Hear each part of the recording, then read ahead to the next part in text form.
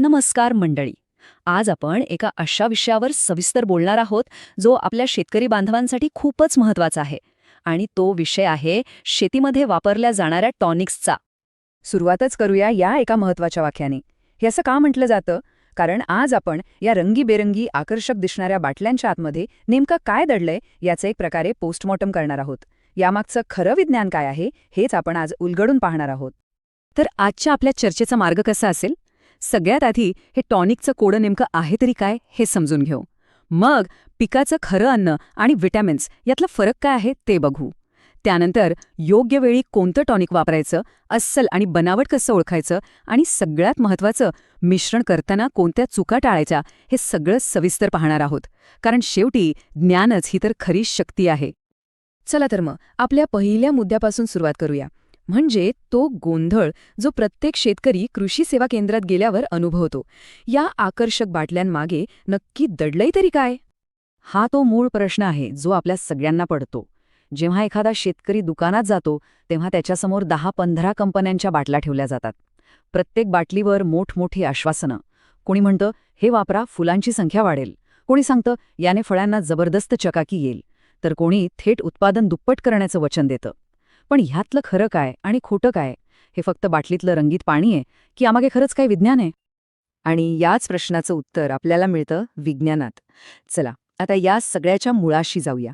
आणि खरं सांगायचं तर हे विज्ञान खूप सोपं आहे. एकदा का हे गणित आपल्या डोक्यात बसलं की मग बाजारात कोणीही आपली फसवणूक करू शकणार नाही, हे नक्की. बघा, हा मुद्दा अगदी सोप्या भाषेत समजून घेऊया. पिकासाठी खत म्हणजे आपलं NPK, युरिया, DAP हे आहे त्याचं मुख्य जेवण. आपल्यासाठी जशी पोळी भाजी असते अगदी तसंच. या मुख्य अन्नाशिवाय पीक जगूच शकत नाही. मग टॉनिक काय आहे? तर टॉनिक आहे विटॅमिन्सच्या गोळ्यांसारखं, म्हणजे एक पूरक औषध. आता जरा विचार करा, आपण फक्त विटॅमिन्सच्या गोळ्या खाऊन दिवस काढू शकतो का? नाही ना. आधी पोटात अन्न जावं लागतं. तसंच पिकाचं आहे. टॉनिक हे पिकाचं पोट भरत नाही, ते फक्त पिकाला ताकद देतं, त्याच्या आतल्या यंत्रणेला अधिक चांगल्या प्रकारे काम करायला मदत करतं. तर या टॉनिकला शास्त्रीय भाषेत बायोस्टिम्युलंट असं म्हणतात. आता हा शब्द ऐकून घाबरून जायचं काहीच कारण नाही. याचा सरळ सरळ अर्थ आहे एक असा पदार्थ जो पिकाच्या आतल्या क्रिया, ज्याला आपण चयापचय किंवा मेटाबॉलिझम म्हणतो, त्याला गती देतो. म्हणजे काय होतं, जेव्हा आपण टॉनिक फवारतो तेव्हा पिकाच्या पेशी जाग्या होतात, त्या जास्त जोमाने काम करायला लागतात. झाड सूर्यप्रकाशापासून जे अन्न बनवतं ती क्रिया वेगवान होते. जमिनीतून खत उचलण्याची त्याची क्षमता वाढते. थोडक्यात सांगायचं तर टॉनिक हे पिकासाठी एका एनर्जी ड्रिंकसारखं काम करतं. ते पिकाला काम करण्यासाठी उत्तेजित करतं, पण ते स्वतः अन्न नाहीये. ठीक आहे, तर आता आपल्याला हे कळलं की टॉनिक म्हणजे काय. पण फक्त चांगलं टॉनिक निवडणं पुरेसं आहे का? नाही. सगळ्यात महत्त्वाची गोष्ट आहे ती म्हणजे वेळ.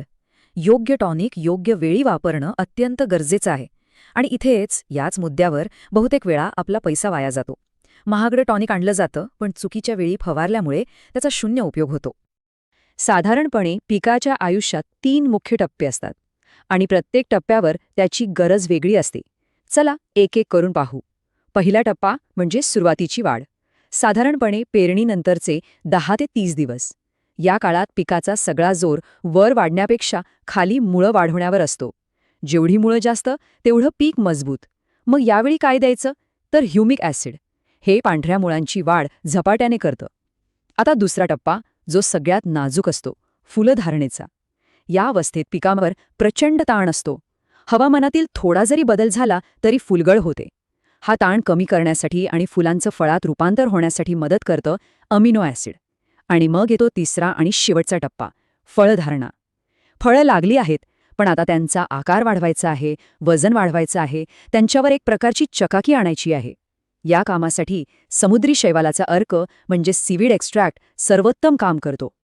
चला, समजा आपण योग्य टॉनिक निवडलं, योग्य वेळी वापरलं, पण तरीही म्हणावा तसा फरक दिसला नाही.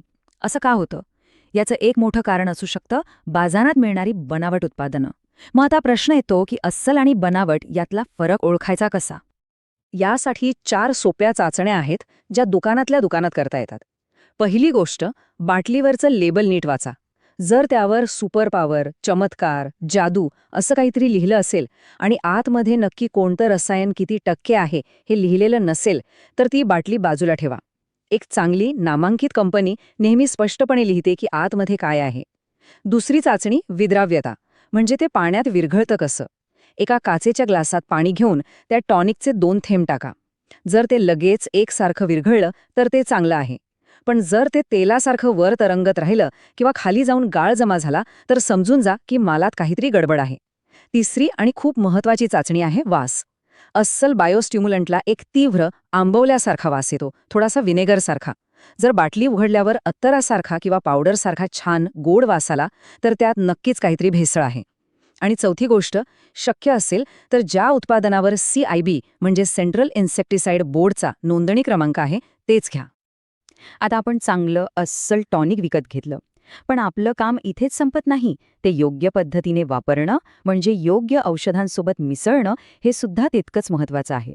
अनेकदा काय होतं, शेतकरी सांगतात की टॉनिक फवारलं आणि पानांवर डाग पडले किंवा पानं करपले. याचं मुख्य कारण असू शकतं चुकीचं मिश्रण. तर याचे काही सोपे नियम आहेत. तुम्ही टॉनिक बहुतेक कीटकनाशकं आणि बुरशीनाशकांसोबत आरामात मिसळू शकता, पण 2 गोष्टींसोबत ते कधीही चुकूनही मिसळू नका. पहिली गोष्ट आहे तणनाशक.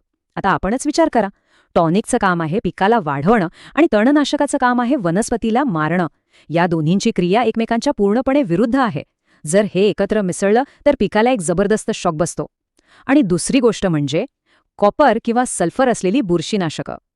याचं कारण रासायनिक आहे. बहुतेक टॉनिक्स हे आम्लधर्मी म्हणजे ॲसिडिक असतात आणि कॉपर किंवा सल्फर असलेली औषधंही क्षारधर्मी म्हणजे अल्कलाईन असतात. जेव्हा ॲसिड आणि अल्कली एकत्र येतात तेव्हा एक रासायनिक प्रक्रिया होते, द्रावण फाटतं आणि दोन्ही औषधांचा गुणधर्म नाहीसा होतो. म्हणजे आपला पैसा आणि मेहनत दोन्ही वाया. आणि या सगळ्या चुका टाळण्यासाठी एक सोपा उपाय आहे, त्याला म्हणतात बकेट टेस्ट. पंपात किंवा मोठ्या टाकीत एकदम मिश्रण करण्याऐवजी आधी एका छोट्या बादलीत थोडं पाणी घ्या. त्यात तुम्हाला जी औषधं एकत्र करायची आहेत त्यांचे थोडे थोडे थेंब टाका. त्याला नीट ढवळा आणि 2 मिनिटं थांबा. जर ते द्रावण व्यवस्थित राहिलं, म्हणजे दह्यासारखं फाटलं नाही किंवा ते गरम झालं नाही, तरच ते मिश्रण मोठ्या टाकीत एकत्र करा. ही एक छोटीशी सवय आपलं मोठं नुकसान टाळू शकते. चला, तर मग आतापर्यंत आपण जे काही पाहिलं त्या सगळ्याचा सार काय आहे ते बघूया. या संपूर्ण चर्चेतून आपल्याला काय शिकायला मिळालं? हे मुद्दे कायम लक्षात ठेवूया. पहिलं, टॉनिक्स हे पिकाचं अन्न नाही, ते फक्त विटामिनसारखं पूरक आहे. दुसरं, वेगवेगळ्या अवस्थांसाठी वेगवेगळं टॉनिक. मुळांसाठी ह्युमिक ॲसिड, फुलांसाठी आणि ताण कमी करण्यासाठी अमिनो ॲसिड आणि फळांचा आकार वाढवण्यासाठी समुद्री शैवाल अर्क. तिसरं, खरेदी करताना लेबल, वास आणि पाण्यात विरघळण्याची पद्धत नक्की तपासा. आणि चौथं, टॉनिक्स कधीही तणनाशक किंवा कॉपर सल्फरसोबत मिसळू नका.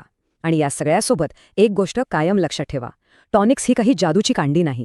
जर जमिनीत ओलावाच नसेल, जर पिकाला युरिया, DAP सारखं मुख्य अन्नच दिलं नसेल, तर जगातलं कोणतंही कितीही महागडं टॉनिक काहीही काम करणार नाही. आधी पिकाची भूक भागवा, मगच त्याला व्हिटॅमिन्स द्या. म्हणूनच या सगळ्यातून मिळणारा निष्कर्ष स्पष्ट आहे.